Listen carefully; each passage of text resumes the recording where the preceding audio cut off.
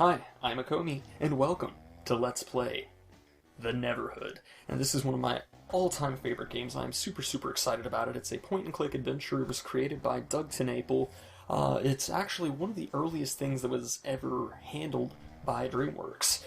And just a super fun, super charming game. So I thought I would just go ahead and, do a playthrough for you guys. And, it might be something that would inspire you to check it out for yourself, all that good stuff.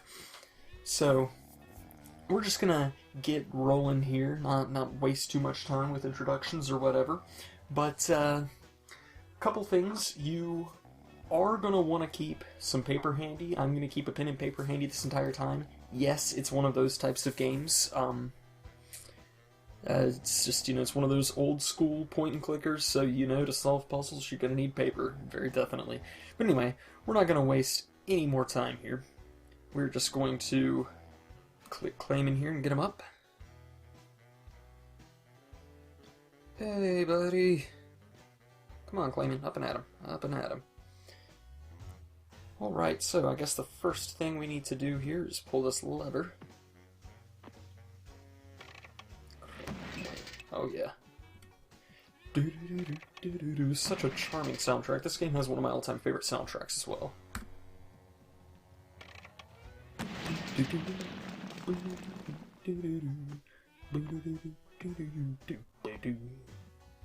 And click. Sweet. Let's take a look out there. Yeah, you see how charming that is? I mean, it's like such good art direction. You can just see like the fingerprints and stuff along the side here. You can see like all the textures, the shadows and stuff. It's great. Hello, can I get out? Oh, there we go. Alright.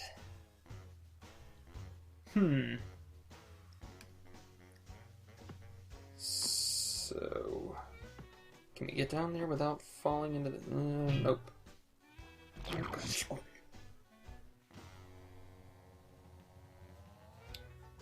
Pooey. Ay. Alright, so we've got our first puzzle here. Now, I've played through this game numerous times, so hopefully I'm just going to be able to one-shot and plow through here pretty quick. But I'll try to explain things as I go. But first things first, I want to go down this ladder here. And hey, we have our mailbox. So this is where you go to get hints and stuff, and it gives you little clues as to what it is you need to do next. So, check that out. Dear Clayman, please feed my pet flytrap. He eats ring food. I do not. Love, Willie. So you see, Willie always writes you a letter and explains what it is you need to do in the next segment. So if you're ever stumped, that's the secret to that. So, I'm just going to be nostalgia tripping this whole time. This is such a fun game for me. I really love it. Although, Clayman is slow as Christmas. I will definitely say that. So, I think the first thing you need to do is pull the third ring here.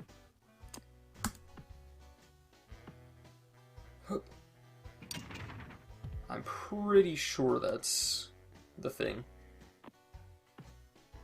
So we're just going to push this fly trap over, and we want to line him up with the bottom ring. So I'm just going to click here. Come on, a little bit more. Maybe one more click. Yeah, there we go.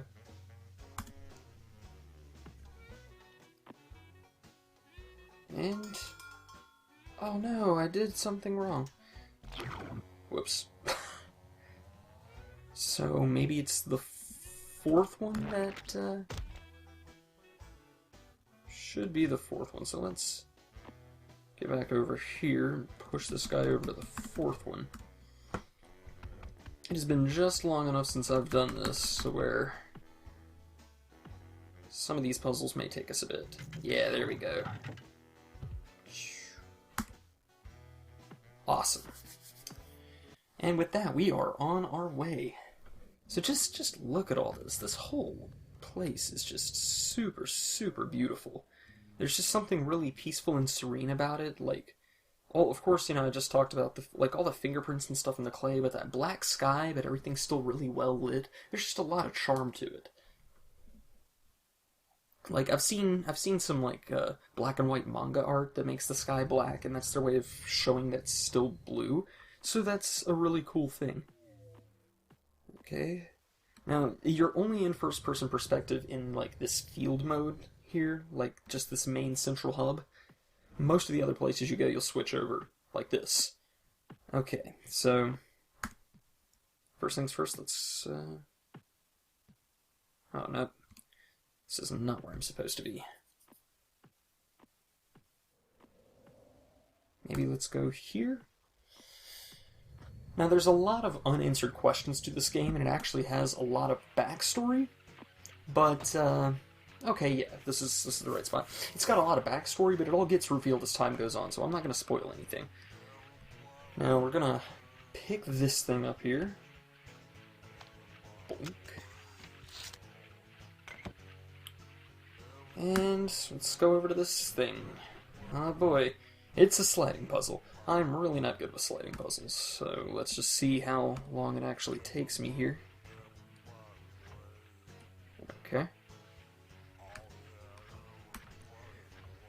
And I'm good. Just be prepared going into this LP. I'm probably gonna wind up singing along with most of the soundtrack. Huh, let's see. Everybody, way over. Everybody, Huh. Are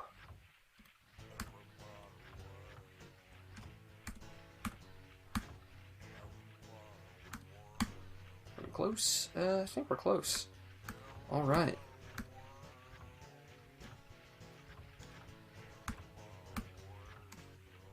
Okay, now if only we could... Huh. Alright.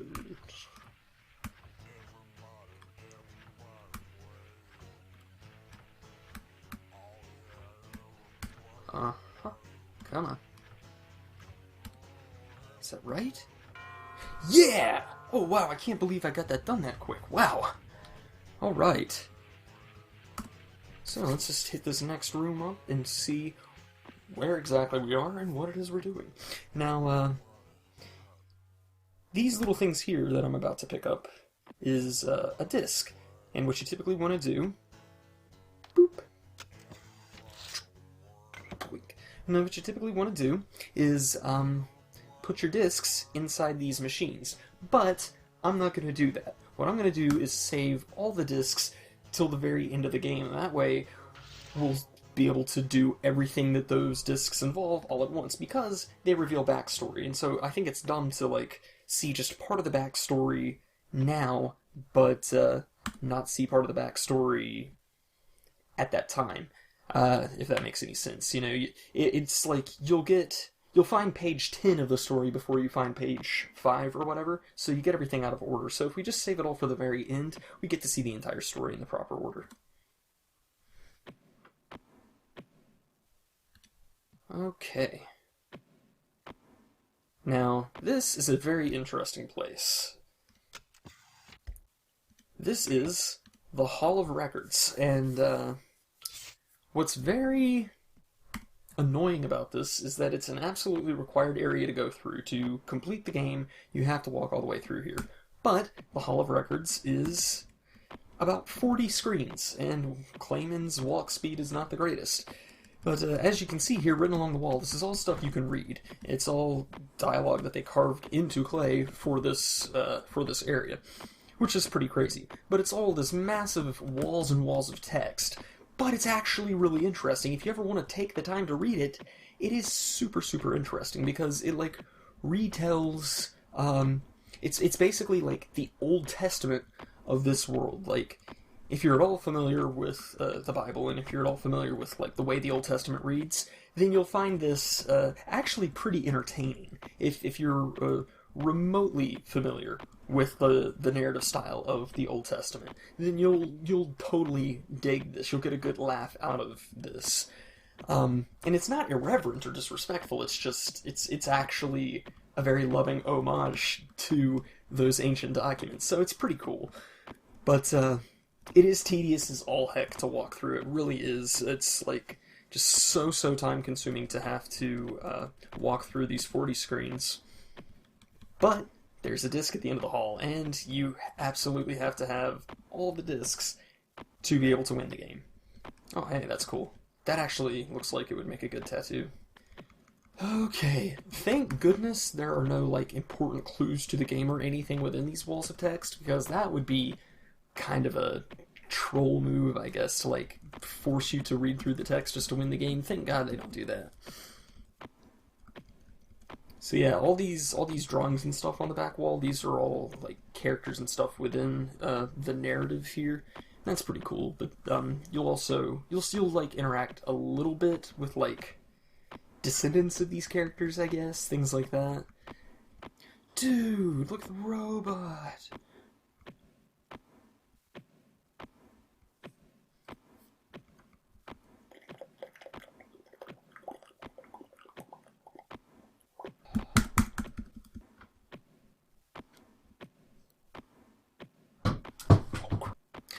We did it! Hey! And there's the disc.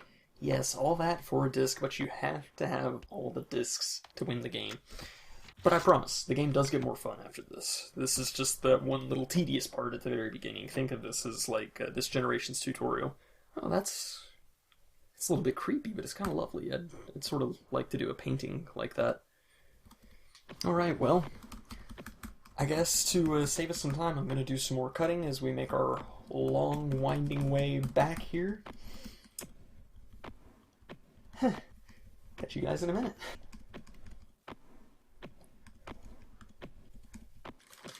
Come on.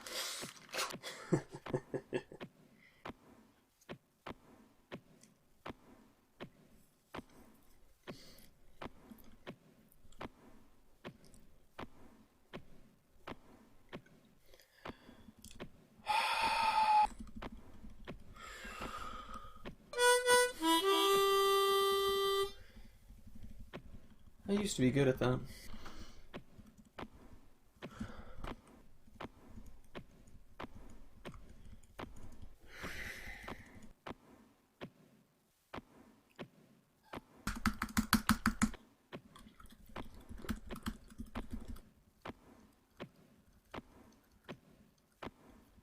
It's times like this, I wish I were playing Sonic the Hedgehog instead.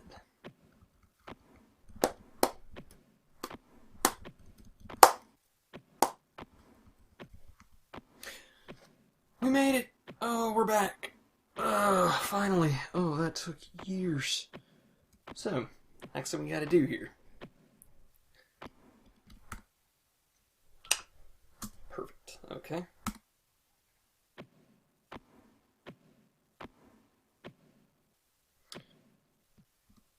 Now we have to walk the entire hallway in the dark. No, I'm just kidding.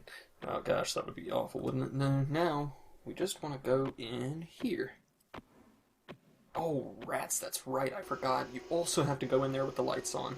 Okay, so this is where that pin comes in handy. Let's take note of these symbols.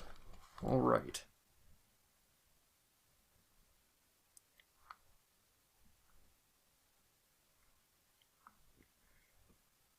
Alright, there's that one. There's that one. And whoa. That's crazy looking, okay. So I understand that a lot of people would really not be happy with needing a pen and paper to complete a game because, you know, can we pick anything up in here? I'm just going to try it. No, it doesn't look like it. Okay, so let's turn the lights back on and then go down there. Rats. Could have saved us a trip if I'd known that. You going up there? Okay. But yeah, so I know a lot of people would complain, be like, "Oh hey, I don't want to have to use a pen and paper to to, you know, complete a game. And I do understand that, but at the same time, I think it's pretty fun because, you know, you get this cool little, like, adventure journal by the end of it.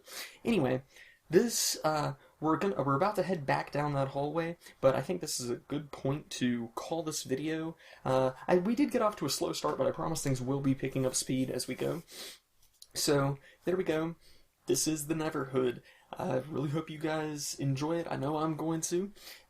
Thanks so much for watching. Make sure to like, favorite, subscribe, comment, all that good stuff. Make sure to check out some of the other videos I've done in the past. And tune in next time for more Neverhood.